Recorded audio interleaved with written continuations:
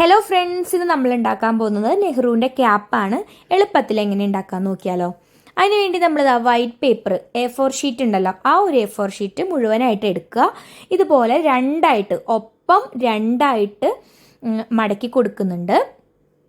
എന്നിട്ട് അതിൻ്റെ ഒരു സൈഡിൽ നിന്നും 4 സെൻറ്റിമീറ്റർ, അപ്പുറത്തെ സൈഡിൽ നിന്നും 4 സെൻറ്റിമീറ്റർ, അങ്ങനെ രണ്ട് സൈഡിൽ നിന്നും 4 സെൻറ്റിമീറ്റർ അളന്നെടുത്തിട്ട് ഇതുപോലെ 4 സെൻറ്റിമീറ്ററിൽ ഒരു മടക്ക് ഇതുപോലെ കൊടുക്കുക. നന്നായിട്ട് മടക്കിയെടുക്കണം, ഒപ്പായിരിക്കണം. എന്നിട്ട് ഈ 4 സെൻറ്റിമീറ്റർ മടക്കിയ ആ ഒരു കഷ്ണത്തിൻ്റെ ഒരു സൈഡിൽ എന്ത് ചെയ്യണം, നമ്മൾ ഇതുപോലെ ഒന്ന് ഉള്ളിലേക്ക് തുറന്നതിന് ശേഷം ഉള്ളിലേക്കൊന്ന് ചെറുതായിട്ടൊന്ന് കൈവച്ച് മടക്കി കൊടുക്കുമ്പോൾ ഇതുപോലെ ഒന്ന് ഒരു ത്രികോണം പോലെ കിട്ടും. ചുളുങ്ങാതെ ഒരു ത്രികോണം പോലെ നമുക്ക് കിട്ടും. എന്നിട്ട് അപ്പുറത്തെ സൈഡിൽ നമ്മൾ ഒരു ത്രികോണം പോലെ ഈ രണ്ട് സൈഡിനെ ആക്കിയെടുക്കണം. ഈ ഒരു അളവെന്ന് പറയുന്നത് കുട്ടികൾക്കൊക്കെ ഓക്കെയാണ്, കറക്റ്റ് അവരുടെ തലയിൽ ഇറങ്ങിയിരിക്കുന്ന ആ ഒരു അളവാണ്. വലിയവർക്ക് കുറച്ച് ബുദ്ധിമുട്ടാണ് തലയിൽ വെക്കാനായിട്ട്. അപ്പോൾ വേണമെന്നുണ്ടെങ്കിൽ കുറച്ചും കൂടി വലിയ പേപ്പർ എടുത്തിട്ട്, ചാർട്ട് പേപ്പർ എന്തെങ്കിലും എടുത്തിട്ട് ചെയ്യാം കേട്ടോ. എന്നിട്ട് രണ്ട് സൈഡിൽ നമ്മളിതുപോലെ ത്രികോണം മടക്കി കൊടുക്കുന്നുണ്ട്. ത്രികോണം മടക്കിയതിന് ശേഷം ഇതിനെ ഇതുപോലെ ബാക്കിലേക്ക് 4 സൈഡായിട്ട് നമുക്ക് കിട്ടും. ഈ 4 സൈഡിലേക്കും ഇതുപോലെ ഇങ്ങനെ മടക്കി കൊടുത്തിട്ട് കറക്റ്റ് ഒരു സ്ക്വയർ പീസ് പോലെ ആയിട്ട് നമുക്ക് കിട്ടും. ഇതുപോലെ കിട്ടിയിട്ടുണ്ട്. ഇനി എന്ത് ചെയ്യാം, ഇപ്പം കണ്ടോ, നമുക്ക് രണ്ട് പുറത്തും 4 ത്രികോണം വെച്ചിട്ട് കിട്ടിയിട്ടുണ്ട് അല്ലേ. അപ്പം താഴെ ഓപ്പൺ ആയിട്ടുള്ള ഭാഗമാണ്, മുകളിൽ ക്ലോസ്ഡ് ആയിട്ടുള്ള ഭാഗമാണ് അല്ലേ, മടക്ക് വരുന്ന ഭാഗമാണ്.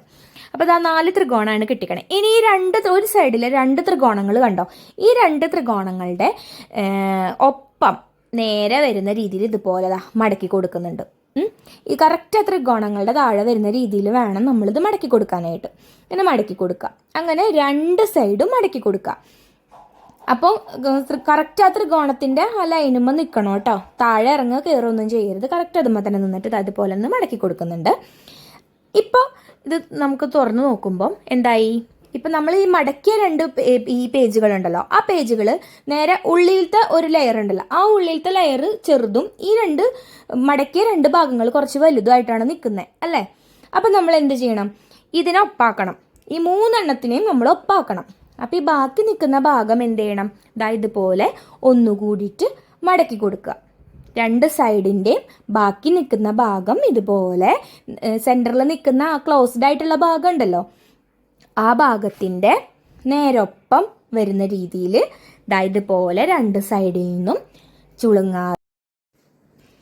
ഇനി നമുക്ക് ഈ മടക്കി കൊടുത്തിട്ടുള്ള ഈ ഭാഗം നമ്മുടെ ത്രികോണത്തിൻ്റെ, നമുക്ക് ഉള്ളിൽ വന്ന ചെറിയ ത്രികോണങ്ങളുണ്ടല്ലോ, ആ ത്രികോണങ്ങളുടെ ആ ഒരു സൈഡിലേക്കാണ് വന്നിരിക്കുന്നത് അല്ലേ. അപ്പം നമ്മൾ എന്ത് ചെയ്യണം, ആ മടക്കിനെ ആ ത്രികോണങ്ങളുടെ ഉള്ളിലേക്ക് ഇതുപോലെ കയറ്റി വെച്ച് കൊടുക്കണം.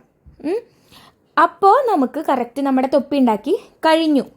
ഇനി എന്ത് ചെയ്യണം, ഇനി എന്നിട്ട് അത് ഓപ്പൺ ആക്കിയിട്ട് ഇതിനെ പയ്യെ കൈവച്ചിട്ട് പയ്യെ, അധികം പ്രസ് ചെയ്യാൻ പാടില്ല. അപ്പോൾ അതായത് പോലെ ഒന്ന് പയ്യെ ഓപ്പൺ ആക്കിയിട്ട് പയ്യെ അതിനൊന്ന് പ്രസ് ചെയ്തിട്ട് ഒന്ന് താഴത്താക്കിയിട്ട് കൊടുക്കുക. ഇതുപോലെ ഒന്ന് പ്രസ് ചെയ്ത് താഴേക്ക് കൊടുക്കുക. ഇപ്പോൾ കണ്ടോ, ഏകദേശം നമ്മുടെ തൊപ്പി റെഡി ആയിട്ടുണ്ട്. ഇനി ഇതിനൊന്ന് ചെറുതായിട്ട് 2 സൈഡിൽ നിന്നും ഇതുപോലെ ഒന്ന് സെൻറ്ററിലേക്ക് ഒന്ന് ഇതാക്കിയിട്ട് റൗണ്ട് പോലെ ആക്കി കൊണ്ടുവന്നിട്ട് ഒന്ന് ചെറുതായിട്ട് ഇതുപോലെ ഒന്ന് പ്രസ് ചെയ്ത് കൊടുക്കുമ്പോൾ നമ്മുടെ തൊപ്പി റെഡിയായി.